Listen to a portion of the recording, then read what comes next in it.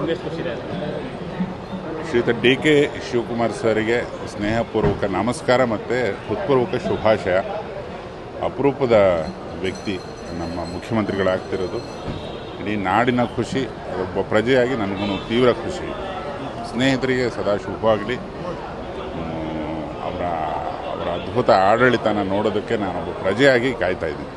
ಅವರ ಹೋರಾಟವನ್ನು ನೋಡಿದ್ದೀರಿ ಸರ್, ಪಕ್ಷದಾಗಲಿ ಅಥವಾ ಜನಗಳಿಗೋಸ್ಕರ ಅವರ ನಿರಂತರ ಕೆಲಸ ಆಗಲಿ.